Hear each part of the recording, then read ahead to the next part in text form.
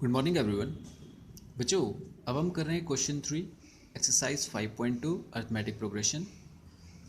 Question 3 में आपको बच्चों एक सीरीज़ दे दी गई है और वो कह रहा है कि ये एक एपी है और इसमें आपको एक बॉक्स दे दिया गया है। ये एक टर्म है और इसको आपको फाइंड करना है। ओके, तो बच्चों सबसे पहले आपने क्या करना है, इसमें से जो इन्फॉर्मेशन है उसको लिख लेते हैं हम लोग। क्या क्या आपको इन्फॉर्मेशन यहाँ से पता चल रही है इसको सीरीज़ को देखकर। तो अगर ये ए पी है बच्चों, तो इसका ये जो टर्म होगा फर्स्ट पोजीशन पे, ये कहलाएगा हमारा ए। ओके, और फर्स्ट सेकंड थर्ड इस ए पी में टोटल टर्म्स कितनी है, n इज इक्वल्स टू 3 है। अगर ये आगे डॉट नहीं लगा है, इसका मतलब यही इसकी लास्ट टर्म होगी। इसका मतलब हमें L भी पता है 26, और हमें फाइंड करना है AN, और AN की जगह पे कौन सा है 2, यानी कि हमें A सेकेंड टर्म को फाइंड करना है। ठीक है बच्चों, अब देखेंगे बच्चों थोड़ा सा हमें इसके फॉर्मूला पहले रिवाइज करना पड़ेगा। हमने फर्स्ट क्वेश्चन करते समय एपी की जो फॉर्मूला सीरीज़ होती है, मतलब जैसे हम एपी बनाते हैं तो हम उसके लिए एक पैटर्न बनाते हैं फॉर्मूलाज का। वो पैटर्न याद कीजिए ज़रा। हमने कहा था जो फर्स्ट टर्म होती है उसको ए कहते हैं, सेकंड टर्म जो आती है वो ए प्लस डी आती है, थर्ड टर्म आती है A plus 2d, fourth term A plus 3d and so on, ऐसा चलता जाता है। तो बच्चों यहाँ पर इस सीरीज़ की ज़रूरत हमें पड़ेगी। आपको पता है ये ए हो चुका है, ये सेकंड टर्म है और ये थर्ड टर्म है जिसका वैल्यू हमें पता है। तो थर्ड टर्म का फॉर्मूला भी हमने क्या पढ़ा, देखो फर्स्ट सेकंड और थर्ड, यानी ए प्लस 2d ये थर्ड टर्म का फॉर्मूला होता है और इसका वैल्यू कितना दिया गया हमें 26। तो पहले यहाँ से हम लोग d निकाल लेंगे क्योंकि हमारे पास सीरीज़ में d हमें पता नहीं था और उसके बिना हम सेकंड टर्म नहीं निकाल पाएंगे। तो मैंने यहाँ पर वैल्यू रखी बच्चों 26। a का वैल्यू हमें पता है 2 plus 2d is equals to 26। 2d यहीं पे रहेगा, 26 के साथ 2 चला जाएगा, माइनस हो जाएगा, 2d is equals to 24 and d is equals to 12 हमारे पास आ जाएगा। इसका मतलब हमें d भी पता चल गया, a भी पता चल गया।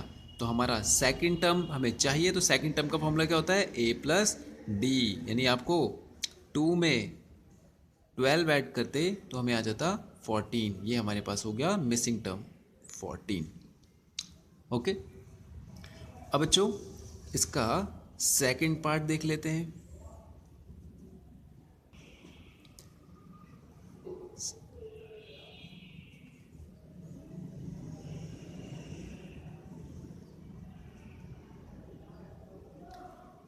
बच्चों अब आप देखेंगे कि आपको पहला टर्म ही नहीं दिया है, मतलब हमें यहाँ पर a भी नहीं पता, हम d भी नहीं निकाल सकते क्योंकि यहाँ से देखने पर तो हमें पता नहीं चल रहा है d क्या है, बस हमें यहाँ पे लास्ट टर्म पता है। ओके, अब मैं इसकी फॉर्मूला सीरीज देखता हूँ तो मुझे पता है फर्स्ट टर्म का फॉर्मूला हो जाएगा a, ये हो जाएगा a plus D, third term a plus 2d और fourth term a plus 3d। तो यहाँ से हमें ये तो पता नहीं है, ये भी नहीं पता है, हमें जो दो वैल्यूज़ पता है उसको बच्चों हम कंपेयर कर लेते हैं। जैसे a प्लस डी का वैल्यू आ गया हमारे पास 13 और a प्लस 3d का वैल्यू आ गया हमारे पास कितना 3। याद है हम लोगों ने एलिमिनेशन मेथड किए थे, सब्स्टिट्यूशन मेथड किए थे। दो इक्वेशन को कैसे सॉल्व करना है ये आपके ऊपर है टोटली, आप कैसे कर सकते हैं। चाहे तो यहाँ से a का वैल्यू सेपरेट करके, जैसे मैं 13 माइनस डी कर देता हूँ और उसको यहाँ पर रख दीजिए, आपकी इच्छा है, या आप जो एलिमिनेशन मेथड करते थे वैसे कर दीजिए। देखिए दोनों में एक कॉमन है तो मैं क्या कर लेता हूँ, माइनस वाला माइनस कर देता हूँ दोनों इक्वेशंस को, तो माइनस सबके साइन बदल देता है। ये हो जाएगा आपका ए से ए कैंसिल, क्योंकि प्लस माइनस सेम है वैल्यूज़, साइन अपोजिट है, कैंसिल हो गया। प्लस माइनस माइनस, अब माइनस वाला नंबर बड़ा है तो 2d जाएगा, 3d minus D, 2d minus का रहेगा, और 13 माइनस 3 हो जाएगा आपका 10, वो प्लस का ही रहेगा क्योंकि 13 एक बड़ा नंबर है पॉजिटिव में। d का वैल्यू हो जाएगा 2 5 10, यानी कि माइनस का 5। ठीक है बच्चों, अब वापस चलते हैं इक्वेशन फर्स्ट में। यहाँ से आपको a नहीं पता था, d अब हमें पता चल चुका है, तो मैंने फर्स्ट इक्वेशन में वैल्यू रख दी इज इक्वल्स टू 13। तो a plus minus minus 5 is equals to 13, तो a का वैल्यू आ गया आपका 13 और 5 उधर चला जाएगा प्लस हो जाएगा इज इक्वल्स टू 18, यानी a का वैल्यू हमें पता चल गया 18 है। ओके, तो अब देखिए, यानी आपको फर्स्ट टर्म पता चल गया है कितना 18, d आपको पता चल गया -5। इट मीन्स जो ये वाला टर्म होगा इसमें और इसमें 5 का डिफरेंस होगा। ओके, आप इसे डायरेक्ट भी कर सकते हैं और फॉर्मूला से तो कर ही सकते हैं। तो देखिए, मैंने बोला इस वाली टर्म से और इस वाली टर्म में 5 का डिफरेंस है, और वो भी नेगेटिव में, मतलब हर अगली वाली टर्म छोटी हो रही है 5 यूनिट। ओके, तो मैं डायरेक्ट भी कर सकता हूँ 13। अब ये देखिए, ये तो +5 होगा, ये तो -5 होगा। अब आप सोचिए, यहाँ पर 18 था और ये सीरीज घटती जा रही है, इसका मतलब है 13 + 5 18 तो बिल्कुल नहीं होगा। इट मीन्स घटता जा रहा है, तो 13 से 5 को मुझे घटाना ही पड़ेगा। तो ये हो जाएगा हमारा टर्म 8। 13 माइनस 5 कितना हो जाता है 8। ओके, ऐसे भी निकाल सकते हैं और फॉर्मूला से तो निकाल ही सकते हैं। हमारे पास a + 2d वाला टर्म हमें चाहिए था। अगर आप ऐसा करना चाहते हैं तो ऐसा कर लीजिए। a आ गया आपका 18 + 2 इंटू d आ गया आपका -5। 18 - 5 2 = 10, तो 18 - 10 आपका आ जाता है कितना 8। तो देखिए, ऐसे भी आ सकता है, जैसा आपको सहूलियत है आप वैसा कीजिए। ओके, अब बच्चों इसके थर्ड पार्ट पे चलते हैं हम लोग। ओके,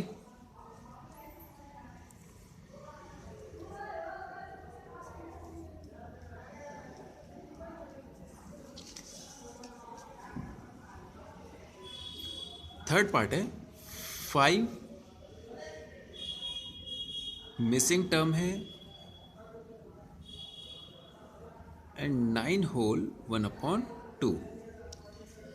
बच्चों, फर्स्ट टर्म हमारे पास हो गया a 5, d हमें पता नहीं चल रहा है, 1 2 3 4, यानी फोर्थ टर्म आप l भी बोल सकते हो, या फोर्थ टर्म का फॉर्मूला क्या हो जाएगा a + 3d, ये भी बोल सकते हो। ये क्या है 9 whole 1/2।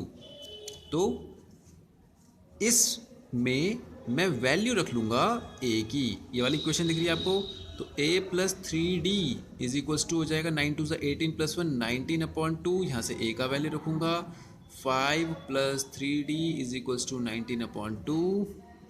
3d is equals to 19/2 -5, 5 2 = 10, तो 19 - 10/2।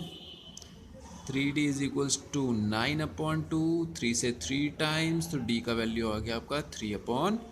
तो d आ गया हमारे पास, a हमारे पास है, तो नेक्स्ट की टर्म हम निकाल सकते हैं। कैसे, हमें पता है इसकी टर्म निकालने के लिए हम करते हैं हर टर्म में d ऐड कर दो तो नेक्स्ट आ जाएगी, यानी 5 में मैं 3/2 ऐड कर दूंगा, तो मेरे पास आ जाएगा 3 5 2 = 10 + 3 13/2, यानी ये टर्म आ जाएगा मेरे पास 13/2।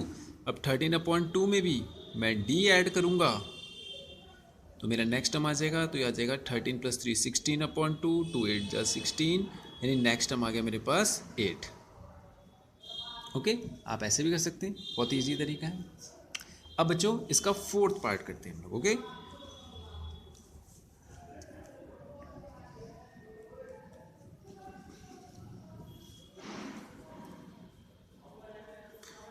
फर्स्ट टर्म है हमारे पास -4, फिर मिसिंग टर्म है, उसके बाद मिसिंग टर्म है,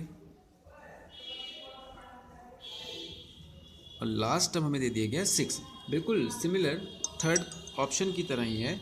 फर्स्ट ए आपके पास हो गया -4, 1 2 3 4 5 6, यानी सिक्स टर्म। यानी सिक्स टर्म का फॉर्मूला क्या हो जाएगा, a+5d, वो हो गया हमारे पास 6।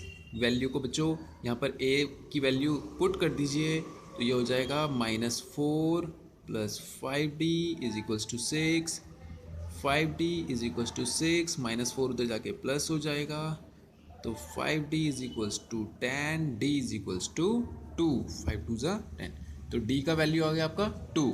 अब आप क्या करेंगे, हर टर्म्स में d को ऐड करेंगे, आपका नेक्स्ट टर्म आ जाएगा। तो मतलब मुझे सेकंड टर्म फाइंड करना है, तो -4 + 2 = प्लस माइनस माइनस, माइनस हो जाएगा, लेकिन साइन माइनस वाले का बड़ा है, इसलिए नंबर जो है माइनस साइन 4 नंबर बड़ा है, इसलिए माइनस आएगा।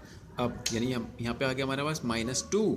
अब -2 में फिर से ऐड कीजिए, +2 को d को ऐड करते रहिए, नेक्स्ट टर्म आ जाएगी, यानी प्लस माइनस माइनस 0 हो जाएगा, यानी ये वाला टर्म हमारे पास क्या आ गया, 0। अब 0 में फिर से d ऐड कीजिए तो 2 ही आएगा, यानी ये वाला टर्म हमारे पास 2 आ गया।